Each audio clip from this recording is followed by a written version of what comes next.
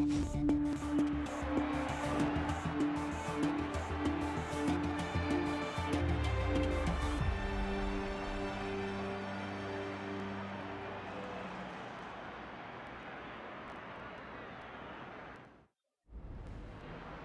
bien salut à tous, c'est Stas. Aujourd'hui on se retrouve pour la course en Australie, donc à Melbourne.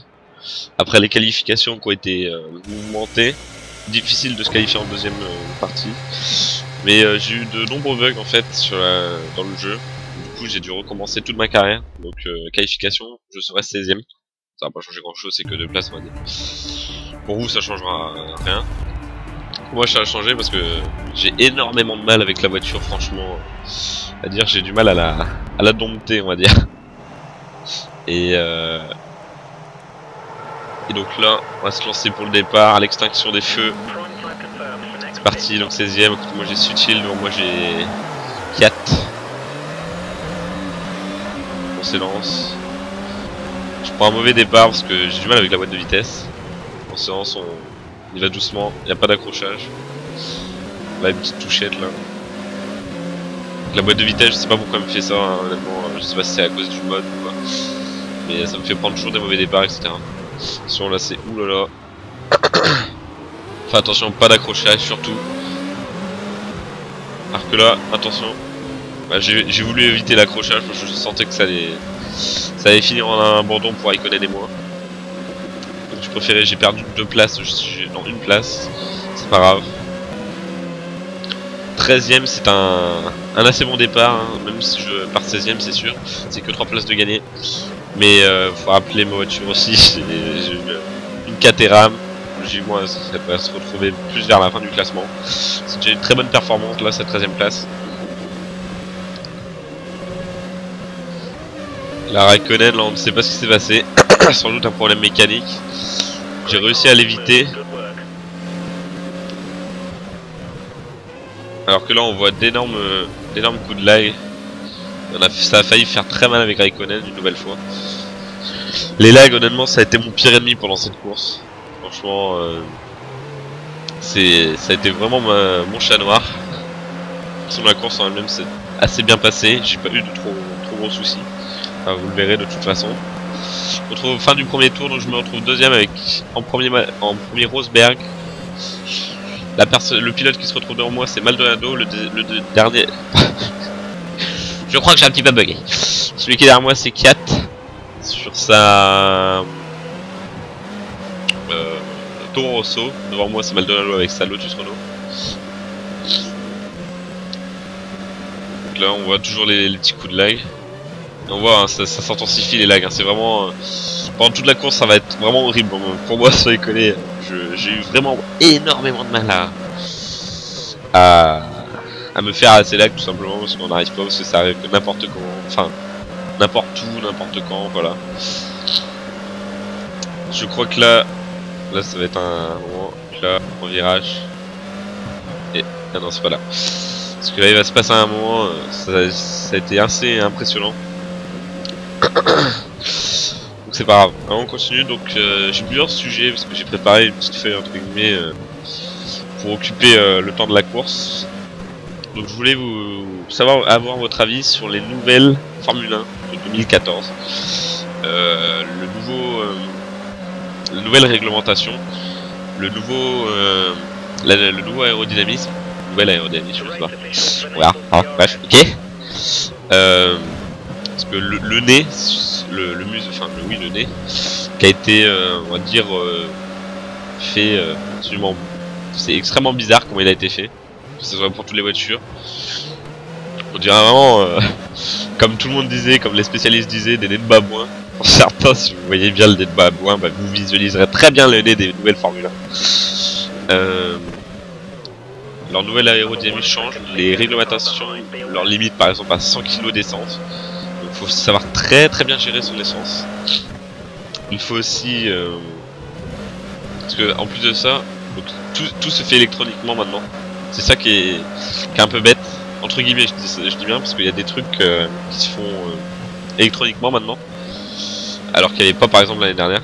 Et là hop, on voit le gros lag qui m'a. Et là boum, Fiat qui a envoyé dans le décor. J'ai rien pu faire pour l'éviter, ce qui a complètement détruit sa course. Je crois qu'il a même abandonné.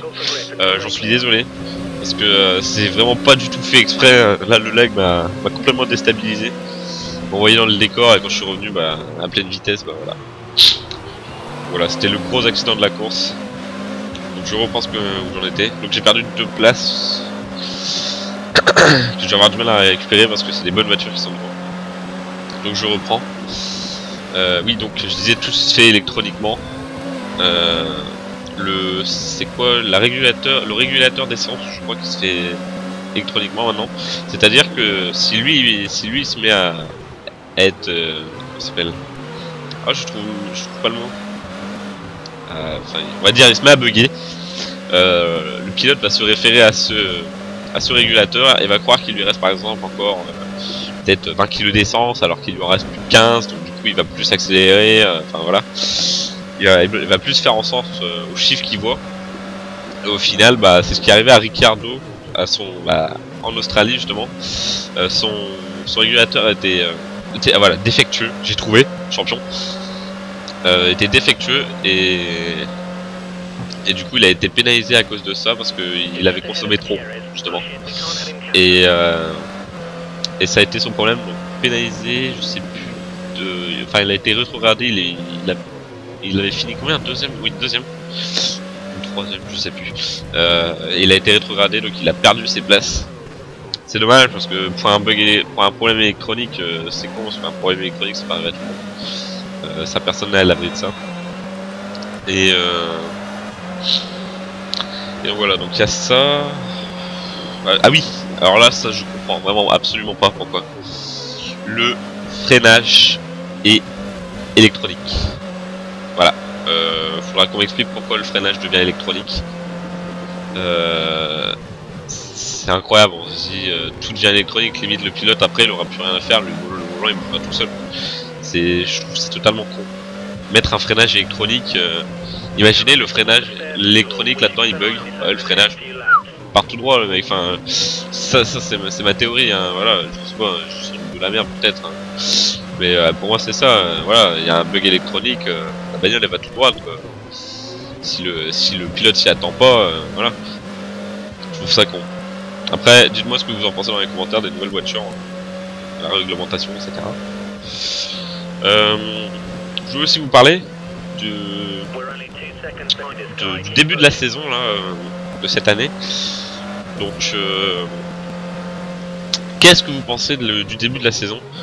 C'est-à-dire des nouvelles voitures qui se trouvent au top, des voitures qui se trouvent plus vers le flop, on va dire. Parce que ça a bien changé mine de rien depuis l'année dernière. Et quoi qu'on en dise, ça fait du bien. Parce que Red Bull, moi honnêtement, de toute façon je le dis, j'aime pas Red Bull, hein, j'aime pas Vettel aussi. Voilà. Et parce que Red Bull, de voir tout en haut, j'en avais marre. Il y en a clairement marre. C'est comme, on prend le même exemple. Ferrari avec Schumacher, il y en avait plus que marre. Voilà. Ça faisait du bien quand il y avait du changement. Et donc là, cette année, j'ai l'impression qu'il va y avoir énormément de changements, même si les Red Bull commencent à revenir petit à petit vers le haut du classement. Remarque, ça fait, je dirais pas que ça fait plaisir parce que j'aime pas Red Bull, mais ça fait du bien comme ça, il y a encore plus de concurrence et ça c'est top. On voit donc là c'est, voilà, j'allais dire c'est le deuxième Grand Prix, mais non, c'est le troisième Grand Prix qui se dispute demain. Parce que j'enregistre samedi, ouais, parce que j'ai énormément de blocs comme je l'ai dit. Je la sors dès que je peux, ça sera sans doute en soirée. Mais bref. Et donc, le troisième Grand Prix, j'ai pas regardé celui de Malaisie parce que je me suis dit, oh non, je vais pas voir le coin, je vais me lever.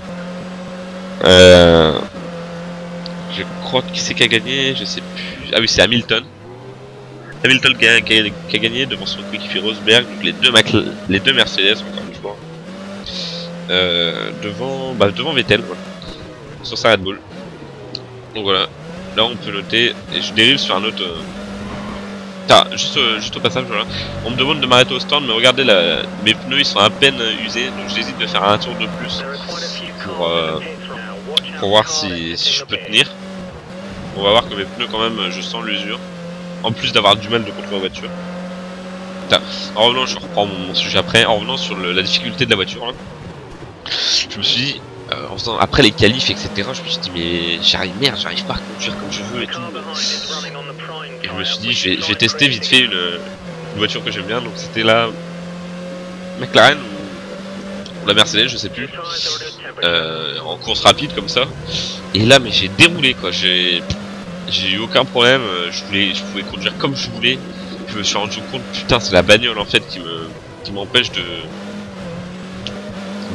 conduire comme je le veux. C'est pour ça que souvent on voit, j'essaye de prendre les virages comme je le veux et j'arrive pas du tout, donc du coup je suis obligé de rétrograder de vitesse ou de freiner, etc. Ce qui me fait perdre du temps ou alors qui me fait sortir dans le décor, etc. Et là avec ça j'ai énormément de balles, donc va falloir s'habituer pour vous et pour moi, parce que vous allez avoir du mal à, vous allez me voir galérer et moi je vais avoir du mal à gérer la voiture. Bref voilà, parenthèse finie. Là j'ai juste rentré au stand. Voilà, hop, rentre au stand. Pardon. Et là j'ai failli faire une énorme connerie, j'y ai pensé au dernier moment, changer le type des pneus, donc j'ai mis en prime parce que sinon ça m'aurait mis en option, donc les mêmes pneus que là. En fait dans la réglementation de la FI1, donc la Fédération qui s'occupe de la Formule 1, il faut changer de pneus. Donc là pour le coup c'est une fois, mais de gomme en fait, faut alterner, enfin alterner entre guillemets. Faut mettre minimum une de dur, donc les blancs, et une de tendre, une des pneus tendres, les jaunes. Faut minimum faire un truc comme ça, faut avoir les deux pneus dans la course minimum. Et voilà. Donc voilà, donc parenthèse finie. Au début de la saison, oui. Voilà. Je vais vous demander. Tout ça vous me le dites dans les commentaires, hein, ça me fera plaisir de voir vos avis. Vous pouvez parler aussi d'un débat, c'est le moteur Renault. Le moteur Renault qui a cette année énormément de mal à se développer, c'est incroyable. On le voit notamment avec Red Bull qui arrive à remonter la pente, mais difficilement mine de rien. Parce que les voitures moteur Renault, c'est quoi? C'est les Red Bull, les Lotus Renault et les Caterham, là, donc celles que je conduis. Je crois que c'est les 6 voitures qui ont un moteur Renault, si je me trompe pas. Et les 6 voitures sont en extrême galère. Bon après, voilà, les Caterham restent au fond du classement. Voilà, ça change pas ça.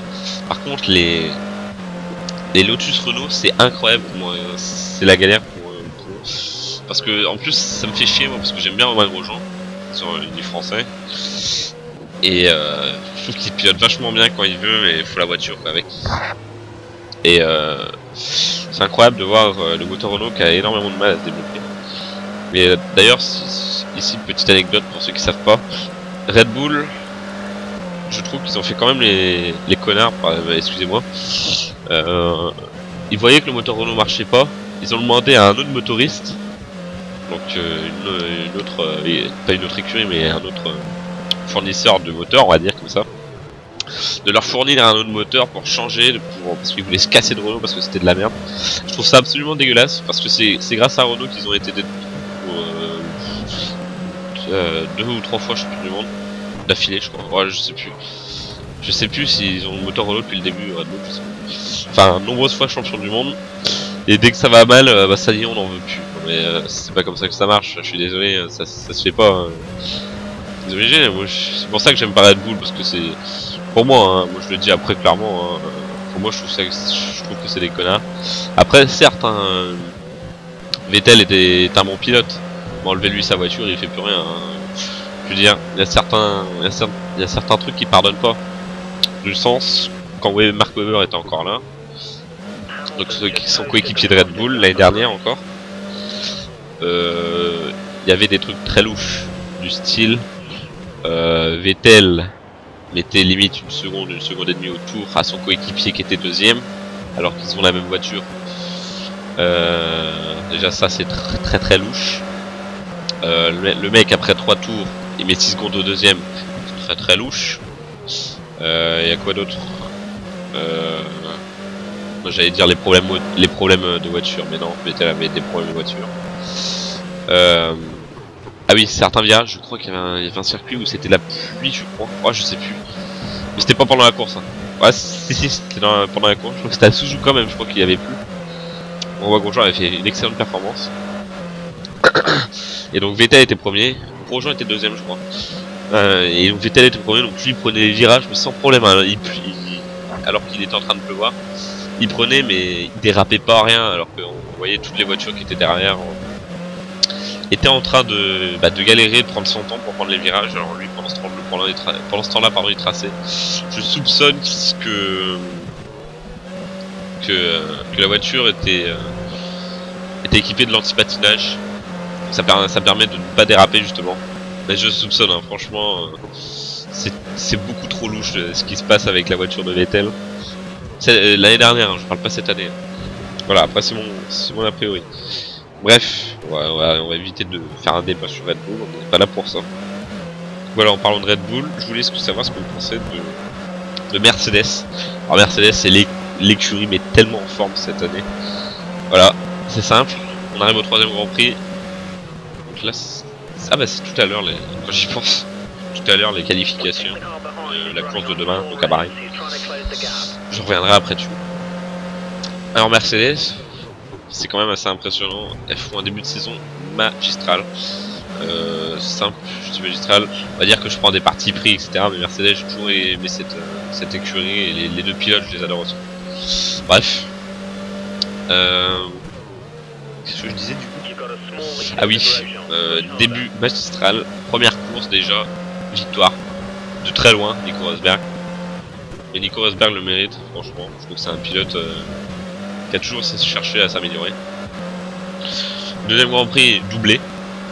Lewis Hamilton le premier et Nico Rosberg deuxième. Et pardon. Là ils sont très bien partis pour réaliser encore une bonne performance la Bahreïn parce qu'elles ont aucune concurrence. J'ai regardé un peu avant, je regardais ce qu'ils mettaient par rapport aux essais libres. Aucune concurrence. Et j'ai l'impression que ça va devenir comme les Red Bull d'avant. Enfin voilà, tant que la concurrence revient, c'est nickel. Après, voilà, Mercedes c'est vraiment le point fort, enfin l'homme l'écurie à abattre pour sa début de saison. Après il y a McLaren qui fait un très bon début de saison avec Jenson Button et Kevin Magnussen. Alors Magnussen qui a fait forte impression dès le premier Grand Prix, qui a fini 3ème, voilà 3ème. Premier Grand Prix, il finit 3ème, voilà, il n'y a rien à dire, il a fait un très bon Grand Prix. McLaren aussi est en forme, donc Mercedes McLaren se battent entre guillemets les premières places. Avec aussi Red Bull, avec Ricciardo notamment. Vettel, pardon, Ricciardo c'est le premier Grand Prix mais il a été disqualifié. Vettel aussi qui commence à remonter la pente.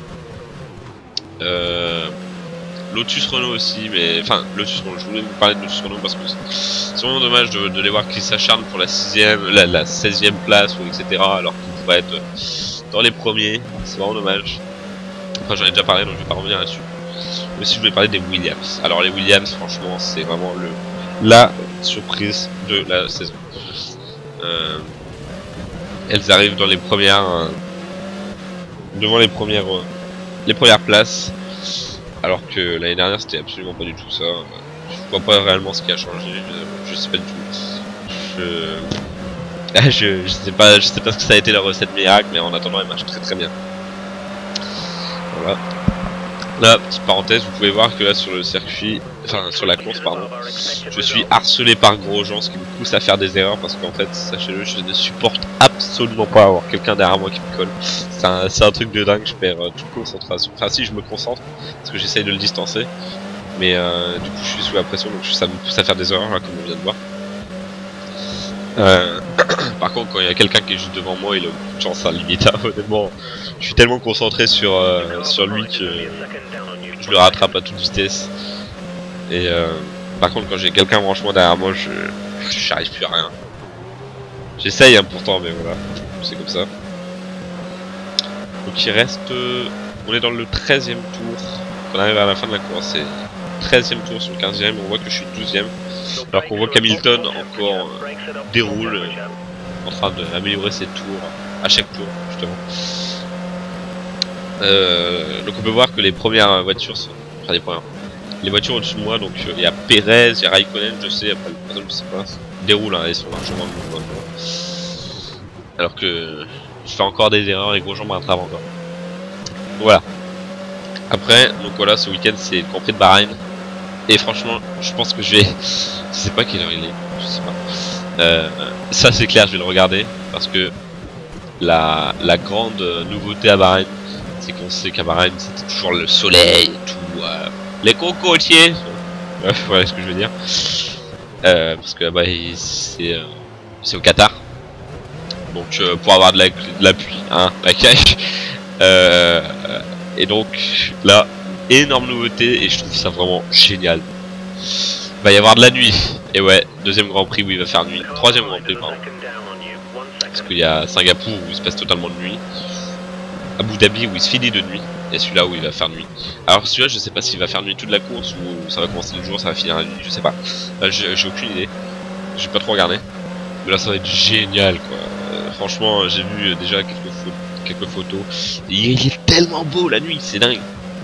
Ça, franchement, rien que pour ça, si vous pouvez le regarder, regardez-le. Hein, clairement, si vous avez Canal, ou même si vous regardez sur internet. Alors que là, on voit des énormes lags.